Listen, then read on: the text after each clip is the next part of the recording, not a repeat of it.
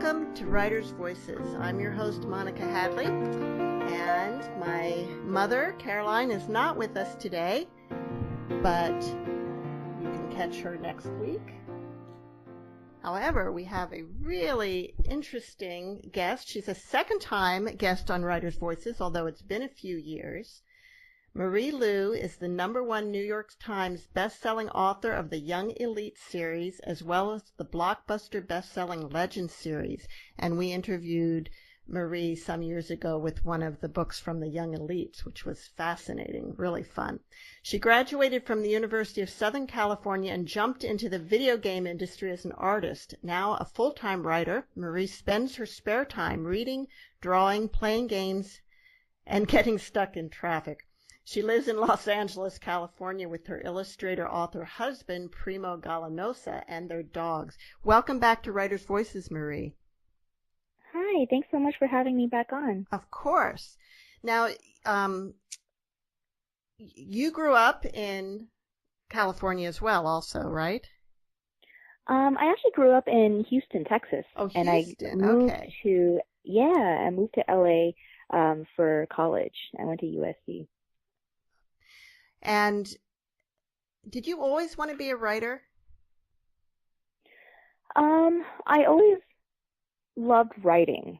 I didn't know that writing or being a writer was a profession that you could pursue until I was in high school. So that was when I was more serious about it and started trying to write with the goal of publication. But it took me a while to realize that. So before that, I just kind of liked, stapling together stories for myself. And I don't know where I thought books came from. They were just there at the library. I just didn't think too much about it. Well, the book we're talking about today is Wild Card, and it is book 2, I believe, in the Warcross series. Yep, that's right. Yes, so it's the sequel to Warcross, and I'm guessing that there may be more in this series? The second book, Wild Card, is the end of the duology for now. Okay. But, maybe in the future there may be spin-offs or companion novels, but no plans for now to continue it. It's just a duology. Well, I guess I assumed there was, because normally it seems like these books come in 3s. Yeah, this is my first time writing a duology. Both of my books have been trilogies. Well, let's talk about that a little bit. In fact, that's what I want to talk about a lot today, is writing a series, and particularly a young adult, sort of futuristic, not exactly fantasy, sci-fi. It's a little bit of sci-fi, although it's really doesn't seem all that far-fetched. Right.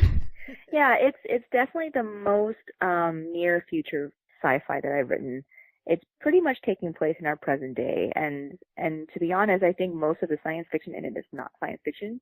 I think everything mentioned in the book has either already been invented or is in the process of being created in the real world. So it's almost contemporary, which is kind of unsettling. I know. And let me actually give a little brief introduction to the book. The main character is Emika Chen. Did I say that right? I've been saying it Emika, but Emika is also very common for my readers, so that's fine too. So Emika Chen barely made it out of the Warcross Championships alive. Now, Warcross is a virtual reality game. So we'll talk a little bit more about what that means. But now that she knows the truth behind Hideo? Hideo's new Neuralink algorithm, she can no longer trust the one person she's always looked up to, who she once thought was on her side. Determined to put a stop to Hideo's grim plans, Emika and the Phoenix Riders band together only to find a new threat lurking on the neon-lit streets of Tokyo. Someone's put a bounty on Emika's head, and her sole chance for survival lies with Zero and the Black Coats, his ruthless crew. But Emika soon learns that Zero isn't all that he seems, and his protection comes at a price. So it's, you've got all kinds of elements in this story. You've got the sci-fi element, you've got the adventure, you've got the romance, and how do you weave all those together in a world that is so like and yet so different from the world we actually live in? Well, thank you. It was really hard. I had a hard time writing the second book because there was so much going on in it. There's Amika at the center of this storm of events, and people on all sides of this conflict who all want different things and believe in different things and have different moral compasses. And I wanted to make it in such a way where you weren't entirely sure who was right. It's a very morally gray story, so Amika has to rely on her own moral compass and her belief in herself and what she thinks is right to guide her, because sometimes it's not entirely clear to her exactly who the bad guy is. It's kind of mirrored on what, my own feelings about technology and how, there's both good and bad things that come with technology. So a lot of those questions went into Wildcard, and I think part of what made it so difficult to explore is that there's just so many facets of that. So her romance is kind of the same way. She has this very push and pull relationship with Hideo, where the two of them can't seem to stay away from each other, but also can't seem to work together or function together or anything. But they're just constantly trying to figure each other out and play this game, both literally and figuratively, that they've been thrown into. And Zero plays a huge role in all of that too. So it was hard weaving it all together. I think I kind of did it one layer at a time as I was drafting it. So first I was trying to get down the plot and figure out where everyone stood on their beliefs, and eventually, the romance weaved in, and so it took a while. I think I must have done at least 5 or 6 huge revisions on this book. Wow. When you started creating the world for Warcross, did you have in mind initially that this would be a duology? I did. This is actually, I think, the first time that I ever knew for sure how many books was going to be in a series. I usually don't know. With Legend and with the Young Elites, with both of them, I had no idea if they were going to fit into 3 or not when I began them. So it was kind of chaotic in that sense. But with Warcross, I always knew they would fit pretty neatly into a duology. It just followed Amika's arc very, very neatly. So how much of the story arc do you have kind of nailed down before you even start writing? In the case of Warcross, I knew what would happen at the end of the first book, and I knew what was going to happen at the end of the second book. I knew some of the big plot points in each of the books, but outside of that, it was all open. I'm very much a pantser. Like, I write by the seat of my pants, and I try to outline, but it never really carries through. I always end up, changing my mind or going off the rails pretty early on in my books. So I've learned over time that maybe that's just my quote process. It's just really all chaos all the time. You managed to clarify it pretty well by the time you're finished. Thank you. I'm relieved to hear that. Do you start with a character, a situation, both? Usually it's with character.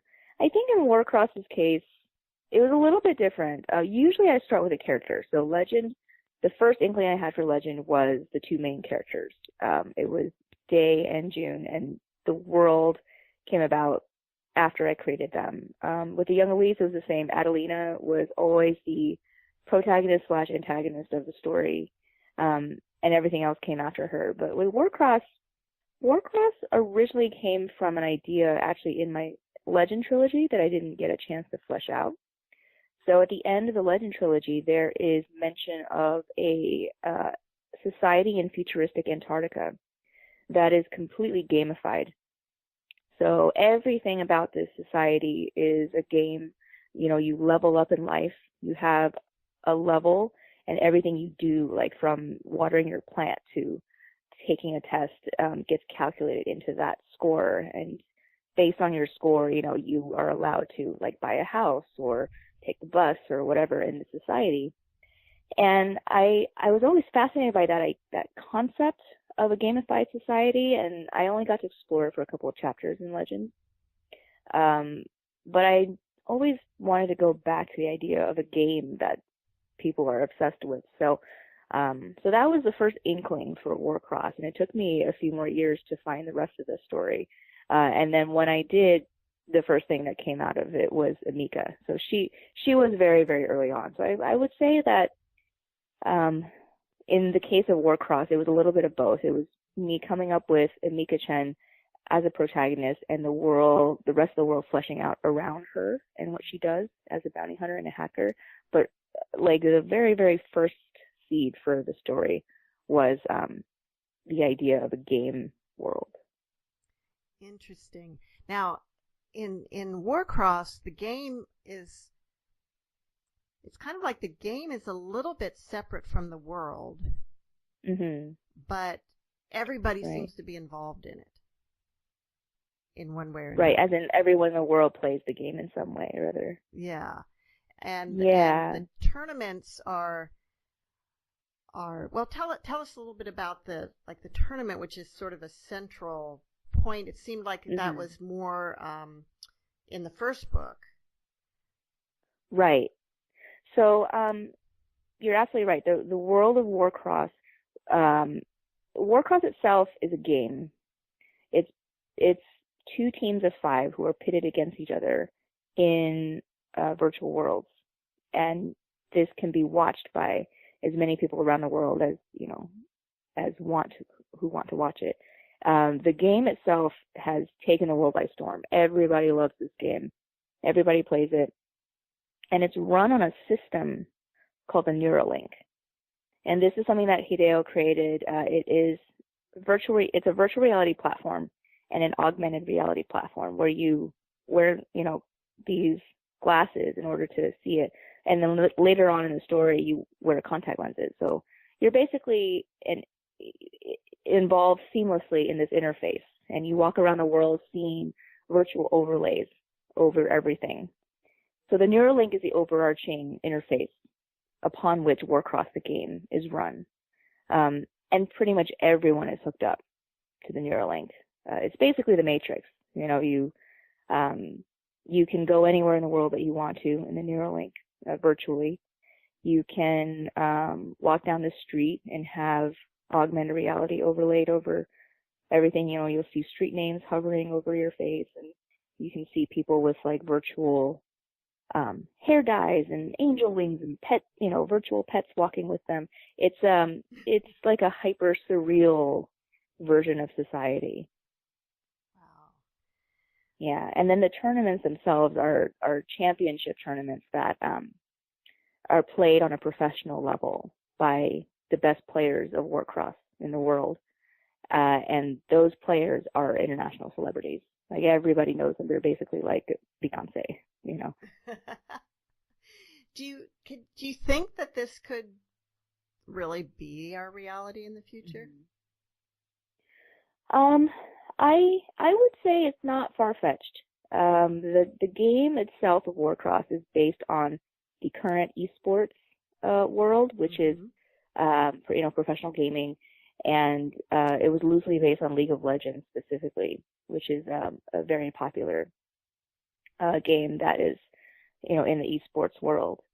And that already exists. And I went to the international championship of League of Legends a few years ago, and went to the Staples Center. That's where it was being held. And it was just mind-boggling how huge it was.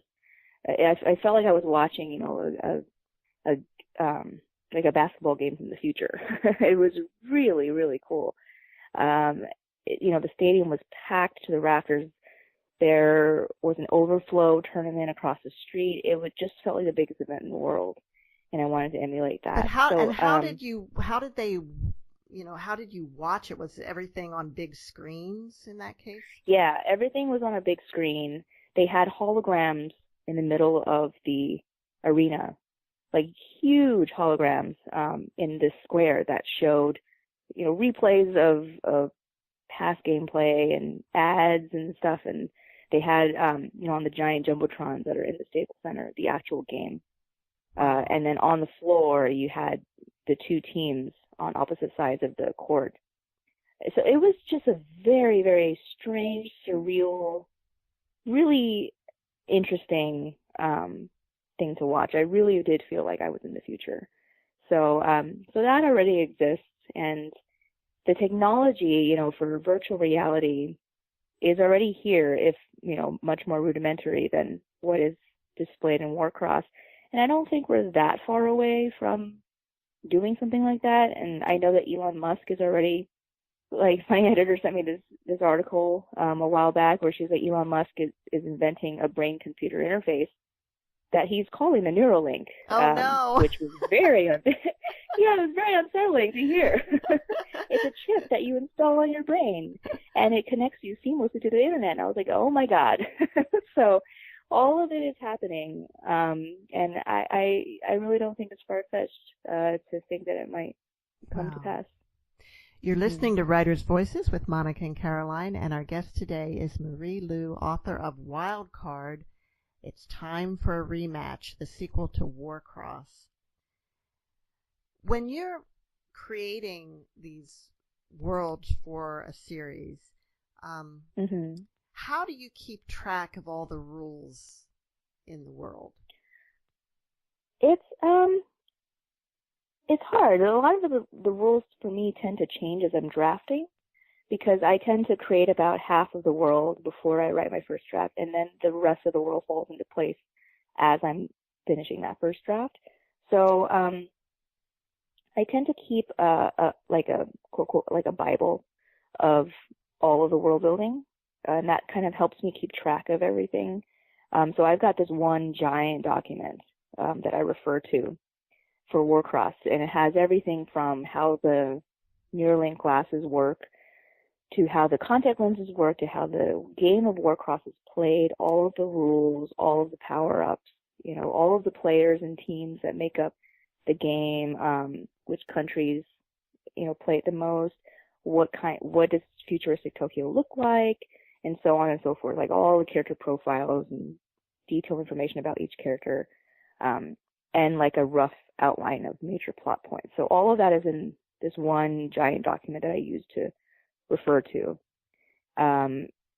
When I'm working with my editor on it, my copy editor tends to create a master document as well that documents a lot of terminology and little details about the world building that she uses to keep track of everything that's in the story, so that when she catches discrepancies, she'll let me know and alert me in the document where she's like, this game doesn't make sense. Like, you have, points here and then they don't add up over here, and those little things. So especially with this series, it took a lot of finagling to make sure that everything was, in line and made sense.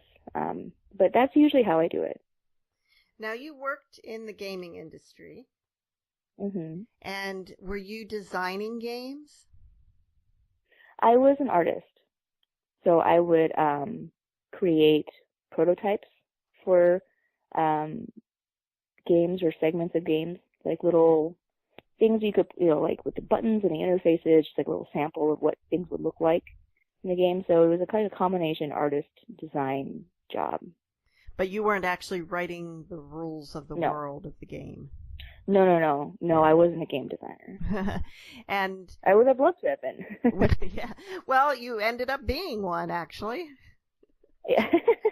Just in a different format. Yeah.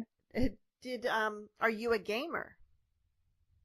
Yeah. I mean, I don't play as much as now as I used to, just because of a lack of time. But if I could, I would be playing a lot more. I've loved games since I was a kid, so it's always been a part of my life. Now, you emigrated to the U.S. from China when you were a child, right? Mm-hmm. Right. Right. And where in China did you come from? Beijing. Beijing. I was just in China last week. And oh, really? Yeah, I was Very in Shenzhen. Cool. What part? Oh, Shenzhen, nice. and then Hong Kong and Macau. Um, Wow.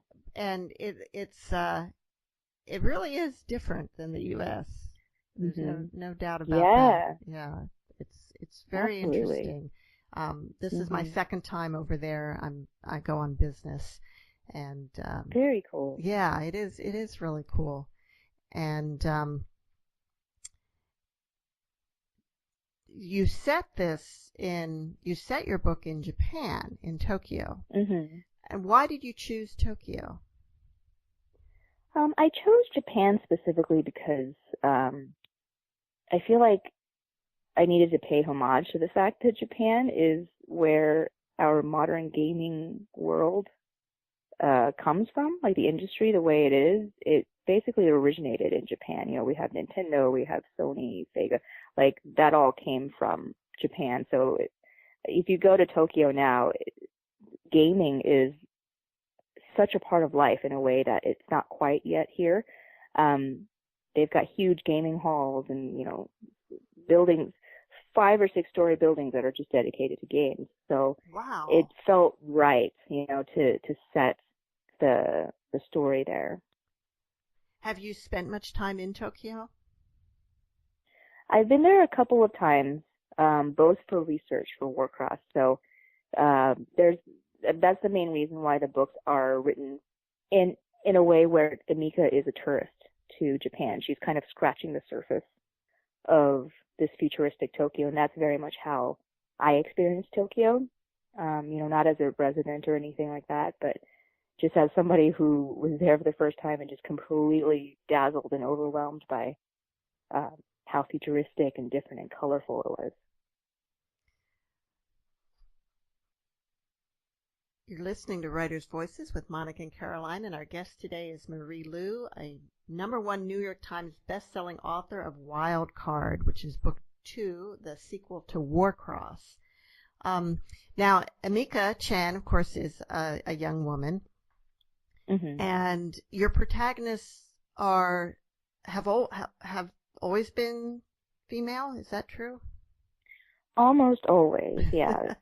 In Legend, June was one of the protagonists, and Day, who was a boy, was the second protagonist. Okay. But other than that, I think everybody has been a girl. Yeah. So it seems, and correct me if I'm wrong, but it seems like Hmm. the young adult sort of futuristic sci-fi fantasy, particularly dystopian fiction, which I wouldn't really put this in the dystopian category, but Hmm. um, they female protagonists seem to be very, very popular in that genre.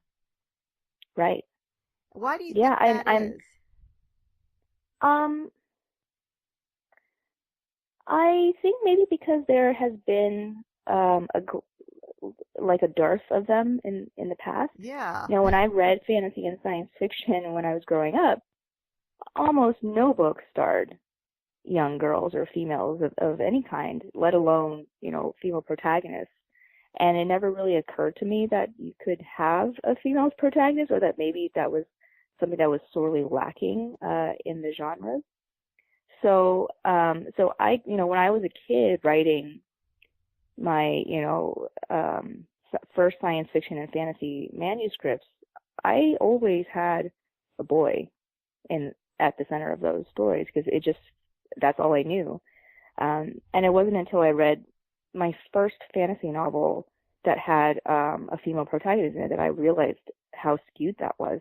That book was Kushiel's Dart by Jacqueline Carey, and it absolutely changed both how I read and how I saw, you know, the science fiction and fantasy genres. And I think it takes like at first you just don't realize those things until you know you see it and you're like, oh my God, this is so lopsided, you know. But we all kind of take it for granted that it's normal for boys to be the stars of these genres.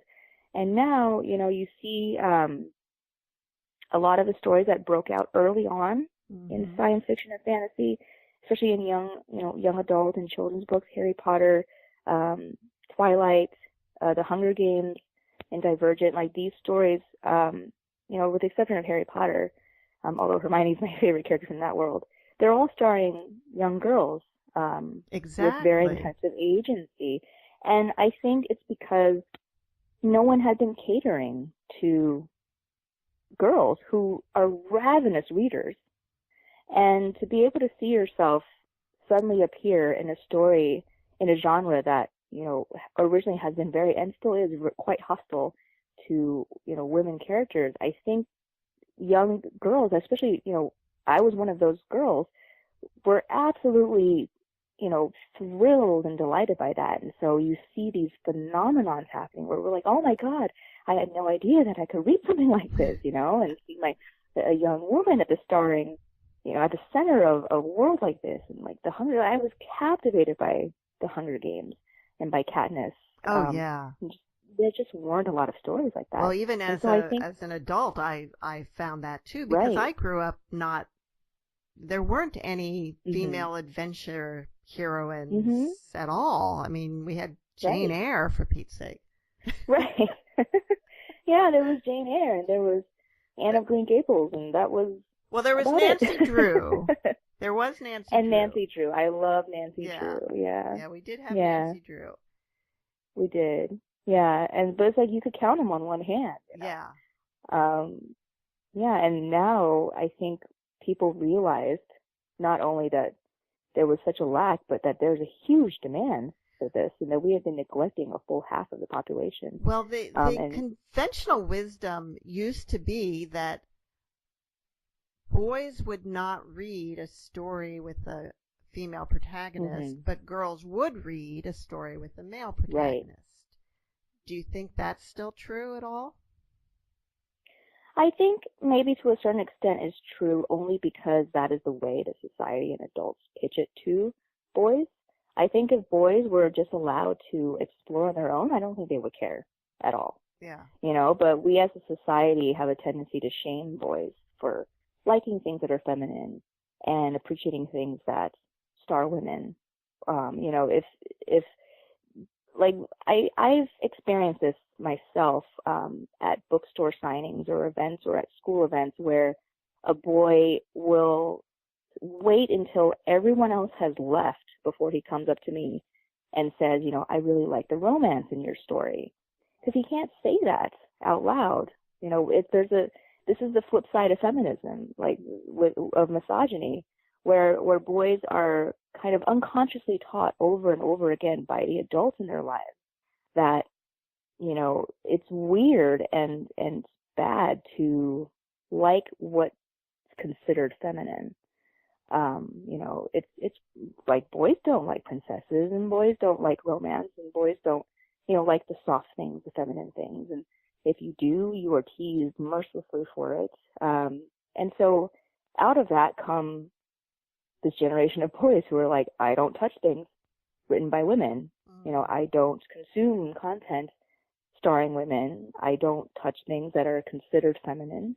And they grow up into, men who feel very strictly regimented to conventionally masculine things. Like I can like football and I can like, beer, and that's it. Like that's my range of interest that I'm allowed to have without being taunted mercilessly by other people. So I think it's a huge, huge complicated problem. And isn't this problem even, really at the forefront in the gaming world? Oh, definitely. Yeah. I mean, yeah, and I think it goes back to that fear of, oh my God, if I like something that girls like, that means that I'm not a man or I'm a lesser boy. And so there's this resistance to having women in gaming, both behind the scenes in the industry and as professional gamers.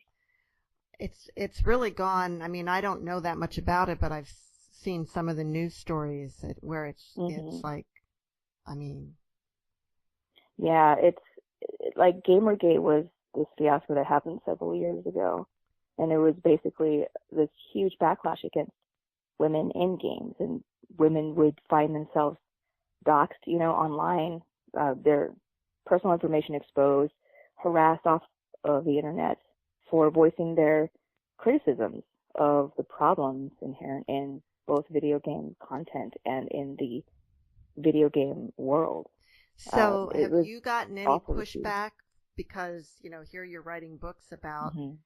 these amazing video games and the best players are some of the best Hmm. players are women.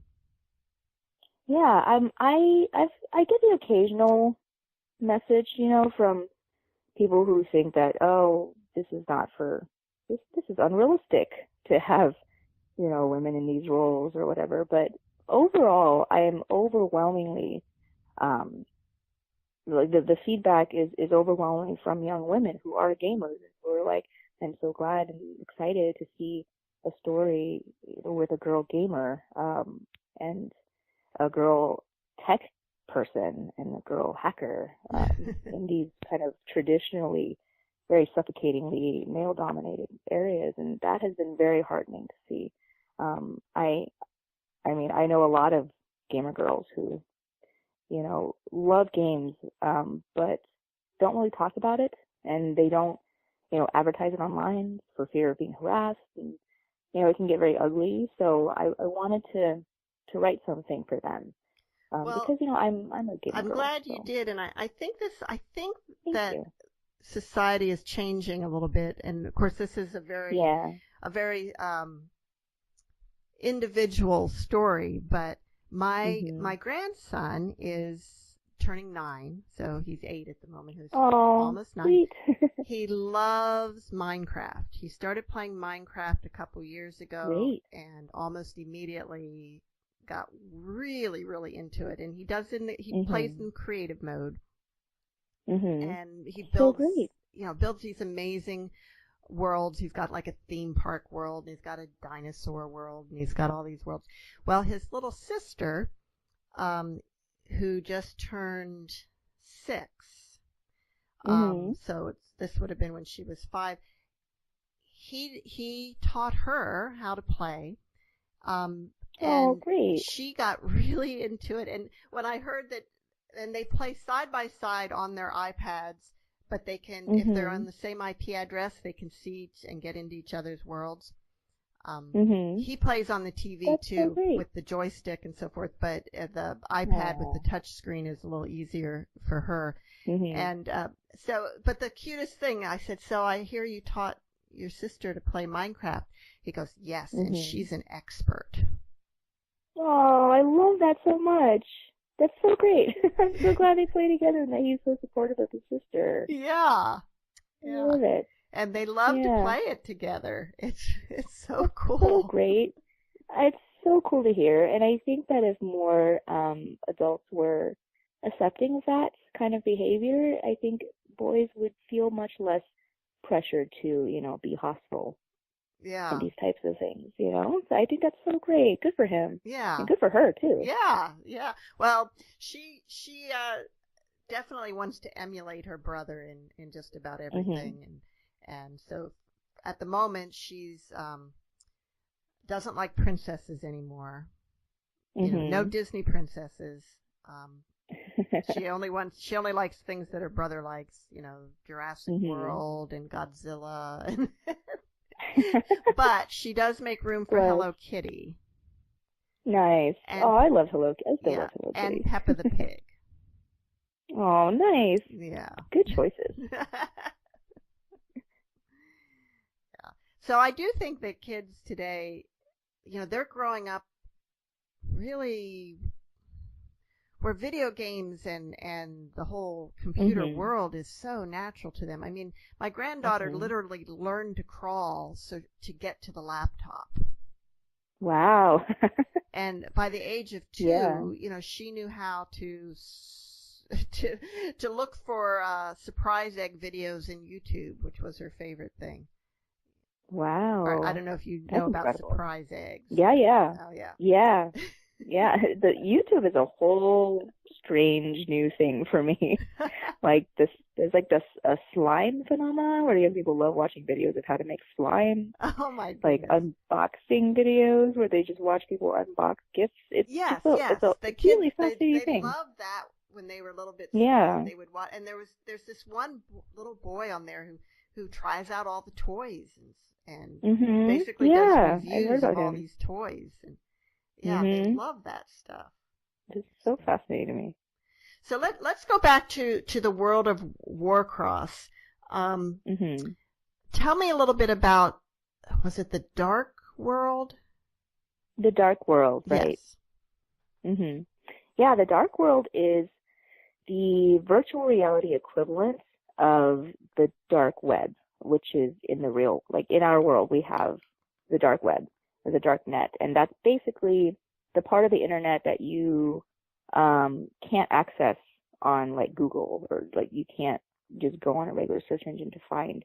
You have to kind of know your way around the internet to be able to get to these like dark websites, and they're quote unquote dark because they're not linked to anything, they're not hooked up to what people can usually access. So you kind of have to have some computer know-how to access the dark net, the dark web. And I've never been on there because it scares me, but that's the underworld of the internet, essentially, in our world. And a lot of weird things happen on there. I know people sell drugs on there. It's just the place where like illegal stuff happens. And I figure that in a world like Warcross, where the internet has really become, the Neuralink is the new like three-dimensional immersive version of the internet. There's going to be a version of the dark web in this world as well. So for me, I decided to call that the Dark World, and it is a virtual place that you literally can, or virtually can step into, and you walk the streets of this virtual place that you can't access unless you know what you're doing as a hacker. And it looks like a city, but it's this city that doesn't really make sense. It's kind of like an Escher-like city. It's very dark. There's neon signs everywhere that expose people's information if you happen to not know how to protect yourself down there. And it's where all the hackers congregate. It's where drugs are sold. It's where, criminal activity happens.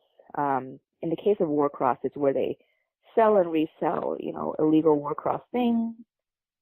There's something called an assassination lottery, which is where people will bid on real life people that they want to see assassinated, and so they put money into the pot for those people, and it rises high enough, some assassin out there is going to try to win that pot of money. And that is something that Amika gets involved in. And fun fact, the assassination lottery, as far as I can tell from a book that I read, is a real thing in our real dark web, in our world. You're kidding. No, I was the truth is stranger than fiction. I read that, I was like, oh my God. I don't know if they've actually assassinated anybody of note using that, but it's a little unsettling to know that exists, How does money go back and forth between the virtual world and the real world? In Warcross, they use something called notes, which is the virtual currency of the game. And because the game is so popular, people kind of accept notes as something almost as valuable as real life currency. And it's kind of mirrored off of, virtual currency in our world, like Bitcoin. Mm-hmm. So it's almost a replacement in the Warcross world for real money. Like there is real tangible value. People will accept, notes for rent or for food or whatever. And it kind of keeps its value depending on where you are in the world, no matter what kind of real life currency you're using. Now, when Amika was in the real world, she could wear a virtual disguise. How does that work? Mm-hmm. That is part of the augmented reality part of the Neuralink. So if you're wearing the contact lenses in the Warcross world, which almost, in this version of the world, like 98% of people are wearing these lenses when they go around the world, that means that you can see virtual overlays over your world. So you're walking down the street, you can see, street signs floating in the air and building names floating in the air, or like virtual decorations in front of a store or something. So that means you can also, and they're all very hyper realistic. So you can also see people will download virtual skins on themselves, on their real bodies. So if other people are wearing the lenses and see you, they can see you with like a really cool new hairstyle, but it's actually a virtual projection onto your body. Or, you know, like I have a pet tiger and it's walking right beside me. And if I'm wearing the lenses and you're wearing lenses, I can see your pet tiger as if it's a real tiger walking beside you. So it's kind of like my extension, my hyper extension of what augmented reality could do. And so in that vein, if you want to wear a disguise, a virtual disguise that kind of scrambles your facial features, you can do that. You can download a skin. So Amika tends to do that a lot. She downloads virtual skins of faces that are not her own and just puts it on. And if you weren't wearing the lenses, you would see Amika obviously as herself. But if you are wearing lenses, you will see her behind this. You'll see this virtual disguise over her. And if you're wearing the lenses, you can't like turn it off and on? I mean, you can. The story gets a little bit more complicated about that later on, but in general, in theory, you can just take off the lenses and, you know, then you're logged out. Or you can choose to turn it all off, you know, and then you see the regular world as it is. But most people don't, you know, they just, in this world, they're so used to it. It's kind of like us, we're just walking around on our phones all the time, like not even looking up. People just kind of accept it as part of their everyday lives. Now, I read Wildcard without having read Warcross first. Oh, interesting. Yes. Okay. And I hope it was easy to follow. Pardon? I hope it was easy to follow. It was a little difficult. It was, you know, I'm very computer and tech savvy, so that made it probably a little easier for me than it might for somebody who's less technically oriented. But would you, you know, I guess when you write these books, they're really being written to read in order. Is that a accurate statement? Right. Yeah, I would definitely recommend reading Warcross first before reading Wildcard, because Wildcard basically follows 2 days after the events of Warcross, so I could see it being a little bit confusing if if you don't start with book one. It took me, you know, there were some aspects of it that took a little while to really understand, like her relationship with the different people. But I think you gave enough hints and enough background. I guess that's my question. Do you deliberately try and put in enough sort of background into the prior story, or sort of references to the earlier story, so that someone could read this and you know, understand it, maybe not get as full an experience as if you'd read the first book, but understand it without having read the earlier book? Or also, if it's been a while since you've read the earlier book. Right, and that's, I do try to put in a little bit of a recap in the first chapter, just for, you know, readers of the first book who read it maybe when it first came out last year and are a little bit rusty on the details. So I do try my best to add in a little bit of, you know, previously on Warcross for people to catch up, you know, but the stories are not, they're not like companion novels or anything. Like, they don't really stand alone. They're best read in order. You know? Right. In the, you know, in the beginning of our talk, you talked a little bit about the kind of the morality and how your character had to sort of develop her own, or really get to understand her own moral compass. And I wanted to delve into that a little more, because, you know, Hideo is doing something that it's sort of like he's doing the wrong thing for the right reasons. Right. And that seems to happen a lot in the world. Yeah. And throughout history, where someone who gets a certain amount of power tries to use that power for good, but the concentration of power in and of itself, in a sense, is evil. Right. Absolutely. And it was all kind of based on how our real tech industry is. It's something that I think about all the time. It keeps me awake at night, you know, thinking about the fact that in our real world, our tech giants, like they tend to make things, I would like to think, they tend to make things in the beginning as, with very good intentions. Like everybody tries to make things that connect people and help people and save lives and so on. But, the best intentions can be warped if we're not ready for that. And I think that Hideo is a reflection of that kind of over-optimism where he really, really believes that he is capable of controlling something that he actually cannot do, or that he has no business to be controlling. So it's something that I very much want to explore, this idea of, how do you react when someone, especially someone you care about, is doing something that seems incredibly noble, from, the good part of his heart, but going about it in completely the wrong way. I find it interesting and fascinating to toy with that. It made him a more interesting character for me to write, and allowed me to kind of explore a lot of my own thoughts on, how things are happening in the real world. Yeah, I mean, just and as an example of that, there have been many times where, well, let's look at Marxism, which was Mm-hmm. developed as, to help people Right. there were people who were starving, who were oppressed, and it was Mm-hmm. supposed to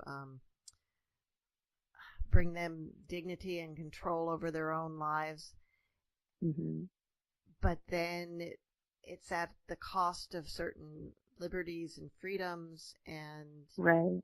and never seems to have played out or been expressed in a way that actually was Mm-hmm. good, even though the intent was good. Yeah, that's very true. I mean, my mom's generation, in China, went through the Cultural Revolution there and basically experienced firsthand what it was like for, well-intentioned communism to go completely awry. It's really interesting to me that humans, like we as a species, we keep trying to make these perfect things, like these perfect societies. We've always been like a overly ambitious species. We think these really grand thoughts, and I think we forget sometimes that part of the definition of being human is that we are imperfect. Like we are capable of both amazing and truly terrible things. So it's interesting to me that in spite of that, we keep trying to do these things, and they usually go awry, but it's interesting that they always start off in this place of, good intentions, or what they think are good intentions. It's just fascinating to me how that works. Yeah, it certainly is. You're Mm-hmm. listening to Writers' Voices with Monica and Caroline, and our guest today is Marie Lu, author of Wild Card. It's time for a rematch. Now, Marie, I read that The Young Elites is possibly Mm-hmm. being made into a movie. I hope so. It's currently under option by 20th Century Fox, and that's pretty much all I know. I know there's a screenplay that's written, and I've seen it, and I like it a lot. But Hollywood is kind of its own, beast. So I will just keep my fingers crossed and hope that something happens. Yeah. How involved were you in the screenplay?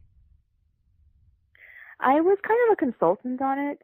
I have no experience writing screenplays, so I didn't want to be the one doing it. So there was an experienced screenwriter working on it, and I was able to talk to her every now and then whenever she had questions about building out the world or fleshing out the characters. And so she would call me, and I would go over some of the stuff with her, and just to try to help capture the feel of the books for her. But that was basically the extent of my involvement. Yeah. So is it? Do you know if it's being considered as a single movie or as a series? I think the screenplay is of the first book for now, and I think ultimately, if they were to actually make it, it would be 3. But it's something that again is kind of out of my Right, wheelhouse, and right. I Yeah. just kind of hope that something gets made, and every now and then I'll hear something, but it's something that I feel very much outside of. Yeah. It must be very exciting for you, though. It is, yeah. I mean, I love films. I think it would be really interesting to see it as a film. It's one of those things that like I didn't even know to dream about. Like I was as a kid, I knew to dream about being published as a as a novelist, to see my work as books, but having the option of potentially seeing them as movies it just came completely out of left field, and so I didn't, it's not something that I ever knew to want, but now it's something that I think would be really, really cool. Well, now Marie, when you finish a series, do you miss the world? Do you miss the characters? I do sometimes, yeah. Like I feel this weird sense of like I mean I don't have kids yet, so I don't know if this is accurate, but like that feeling of when you send off your kid to college and you've got an empty nest, I assume it's what that might feel like, where I've completed this series and taken these characters to the end of their journey, and now I imagine them kind of going off into the wherever characters go, I guess, into the fantasy ether. When you're writing, how absorbed are you in that world? Is there any difficulty sometimes transitioning back to the real world when you're done writing for the day? Sometimes, yeah. If I'm deep in the flow of writing, especially in my first drafts, sometimes I'll blink and look up and I'm like, where am I? What time is it? It's easy to get lost in that. And I love that feeling. Like that's when I know that the writing is working and it's flowing and I'm actually immersing myself in the story. So I look forward to those moments when, I actually do get lost in the world and have to drag myself back out into the real world. Now, are you one of these writers that writes first drafts very quickly and sort of just pours everything out and then goes back later and edits, or are you one that edits as you write? I'm usually the former, where I will spit out everything into a first draft, whether or not it makes sense, and then go back and revise over and over. But I wouldn't say I'm terribly fast at writing a first draft. It takes me several months, at the fastest to write a draft. I have a lot of friends who can bust out a draft in a few weeks, and I don't know how they do it. But in general, yeah, I tend to write a very, very messy first draft where I just am exploring all the possibilities of the story, and then we'll spend the next year, rewriting probably a third to a half of it. Well, when was your first book published? Legend was published in the fall of 2011. And you've now published 8 books? This is actually my 10th book. 10th book? So Wildcard is number 10, yeah. Wow. Okay, so 10 books in 7 years? Yeah, I can't really believe it myself. Wow. I mean, that's fast. Thank you. I try my best to keep up. Now, by the time Legend came out, how many did you already have completed? Had you finished writing at that point? I had written 4 other novels that never got published. The Legend was number 5. Wow. Yeah, and those 4 happened over the span of like 12 years from the point when I first started trying to get published. Wow. How did you actually find your publisher? I found my agent first, and that was because I followed her blog a lot. My agent is Kristen Nelson of the Nelson Literary Agency, and she runs this fabulous blog called Pub Rants, where she gives a lot of advice on what publishers are looking for and how the industry works and how you write a query letter. Just really great advice. And I don't remember exactly how I stumbled on it, but I would follow it all the time. And so I always knew that I wanted to be her client. So I remember pitching her a couple of times and she rejected my first couple of manuscripts for very good reason. And I think my fourth manuscript was the one that finally got her as my my agent, and she was the one who started sending out to publishers. But that book actually never got published either. It was the second book that I had. Legend was the second book that I had with her, that I wrote while the first one was getting rejected. That we finally ended up So selling. was that rejection process hard? Obviously, it would be. Yeah, it was. Yeah. Early on, I mean, I'm grateful for it, but it was rough in the beginning. I think I must have accumulated like 500 or 600 rejection letters over time. Wow. For all those books. Yeah. Wow. Well, congratulations on your success. So we're about out of Thank you. time, but can you just tell me what's next? Yeah. I've got a couple of books coming out in the next few years. The first one is next fall, 2019. It is the fourth book in the Legend series, fourth and final. It's a companion novel that takes place after the events of the original trilogy, and I'm kind of writing it as a homage to the fans of that series. Spring of 2020, I'm writing my first standalone fantasy novel. It's a historical fantasy called The Kingdom of Back, and it will be about young Mozart as a child and his sister. So that's the standalone. And then in fall of 2020, I have the beginning of a new sci-fi fantasy series called Sky Hunter. And that's pretty much all I can say about it for now. But I'm really excited, and I hope everyone likes them. Wow. You're not slowing down at all. No. I hope I get to keep the pace up for the foreseeable future. Wow. Well, congratulations. And thank you. Wildcard, the Warcross series, really, really a lot to think about, a lot of action, very intriguing. And I think even though it's considered a young adult series, it's good for tech-savvy adults. If you're not tech-savvy, you might get a little lost. But and thank you so much. Yeah, thanks for being with us today. Yeah, thanks for having me back. All right. And we'll see you all next week on Writers' Voices.